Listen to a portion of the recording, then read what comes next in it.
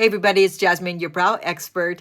I have been your brow expert hopefully for a while, but I've been shaping eyebrows for almost 25 years at the Anastasia Beverly Hills salon.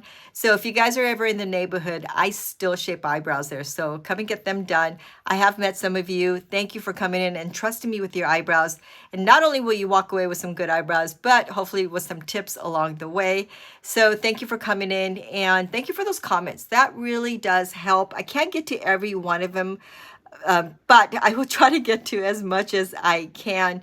But I really do try to answer some of those questions. But you know, nothing beats visually seeing all the tips I have for you, right? So today is going to be all about light eyebrows and how do you make them thicker and darker. Well, not really dark, but darker than they are naturally. So this client has very light eyebrow hair. She's got actually more hair than it looks, but she's not committing to hair dyeing yet, like tinting her eyebrows, which is always a good idea. If you guys tint your eyebrows, depending on how light your own hair is and how dark you go, that's how long the color can stay, maybe up to 2 weeks.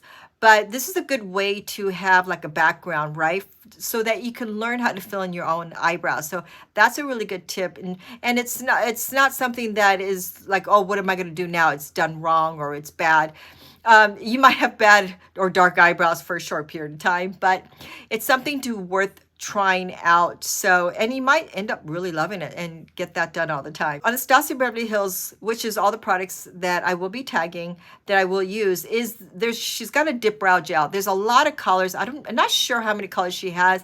I think like maybe 9 or maybe more, but I guarantee you she's got a color that will suit you. Okay, so I'm gonna use, I think this is a dip brow gel in ebony or granite. I could use ebony, ash brown, granite. There's about 2 to 3 different colors that you should be able to use.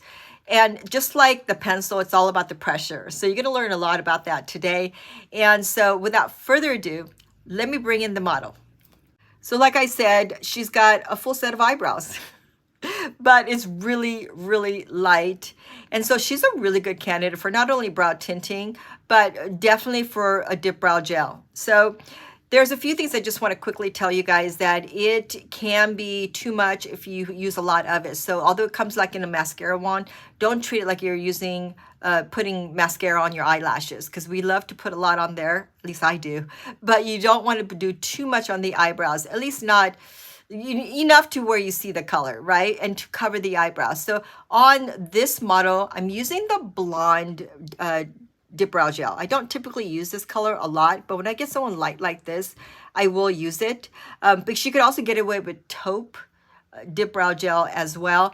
And if she really wants to go darker, why not? She can actually do like a soft brown or medium brown, because it's all about the pressure. So if you can lightly coat the hair, she could probably go a little bit darker, but we're going to just go for it. And I'm going to show you how to make it look more realistic, and it can get messy, but I'm also going to show you how to clean that as well. So now, like I said, it's the mascara wand right there, right? So it's very easy to go crazy, but here I'm just lightly touching her hair. I do have a little bit on me. My brows are tattooed a long time ago, so we're just going to pretend that it's so light.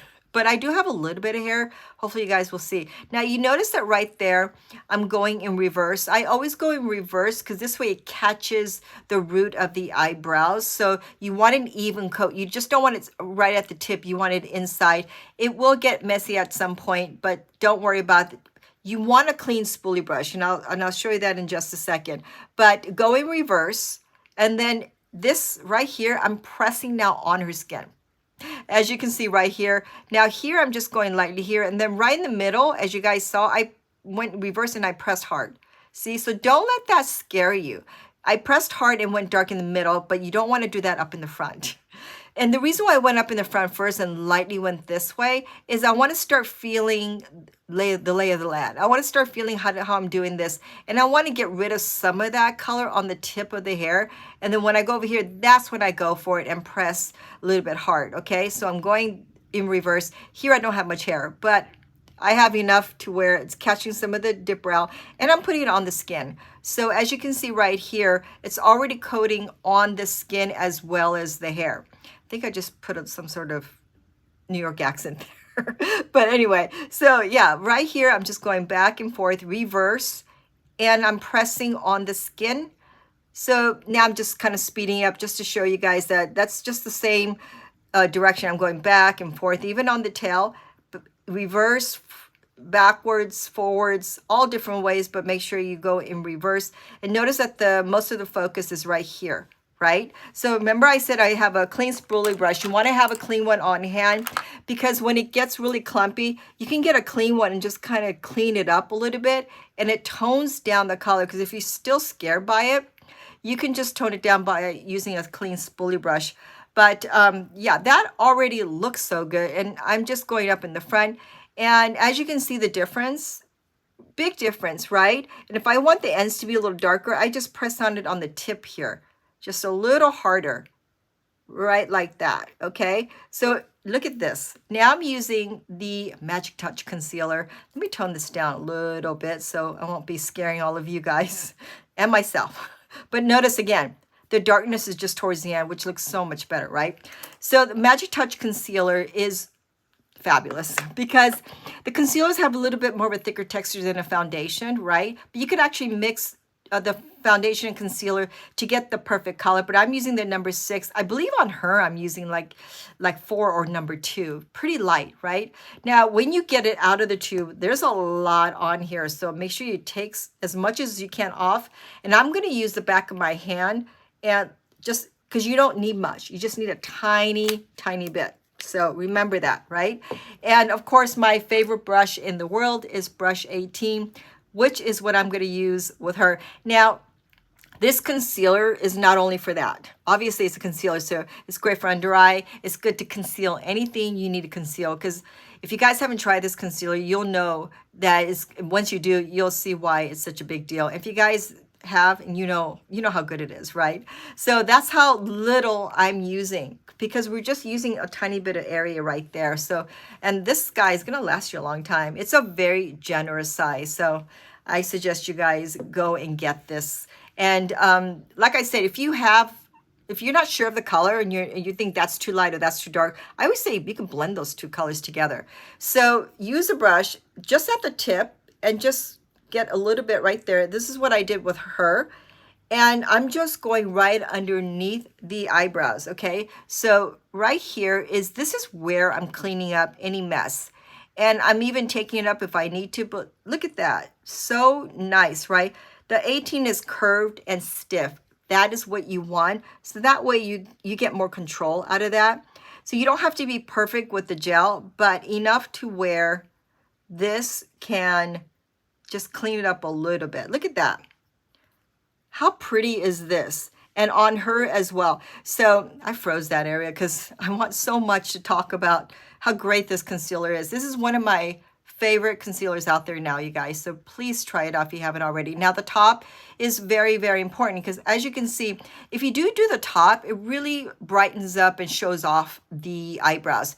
If you have light brows like her, and you want it really outlined and highlight the eyebrow, even if you're not using a dip brow and you're using a pencil, it's always a good idea to go at the top area as well. It just shows it off. And if you make some mistakes and it comes out a little bit, this is the time to really just go right on there and correct it. So right here, this is so easy. I know anyone can do this. Right here, look at that. Do you guys notice how polished that looks so quickly, right? Now, if you want a little bit more depth, like say the dip brow didn't get every hair and not even on the skin, you can just grab a definer like I did with her and just go in between these little areas. Because once you apply the gel, you might have some gaps that are very apparent, but you don't want to reapply too much gel. Because remember, I told you, try not to use too much gel. But if you grab a pencil and just go in between the little gaps, that makes a big difference. I actually applied heavier pressure towards the end of her eyebrow, right there, just to add a little, and I went this way to add a little bit of hair strokes there. But it makes a big difference, as you can see. So don't think that you could only just use a dip brow gel and that's it. Pencils make a really good partner with the dip brow.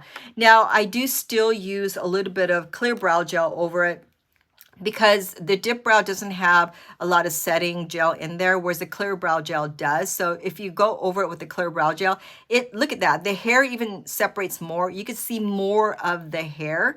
So, and it just stays that way. It really helps prolong the product.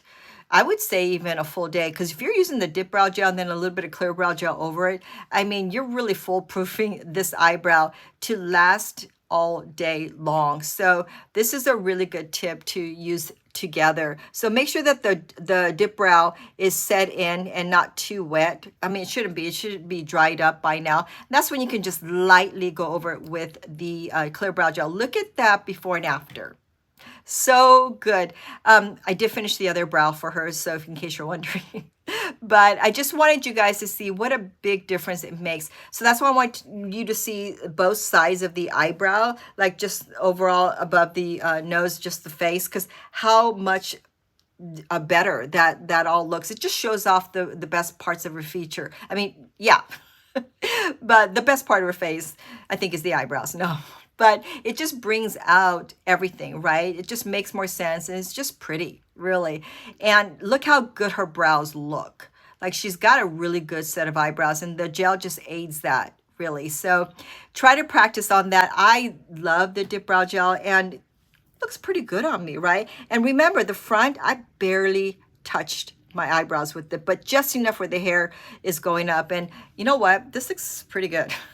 I'm like, I'm really liking this look here. Great for the fall, great for, I don't know, your night out. Let me know if you think this is something that you can do. Definitely subscribe so you wouldn't miss something like this, right? Thank you for the comments. I need them to make sure that I'm doing the right thing. And definitely give me a like and share this with anyone that can use this tip.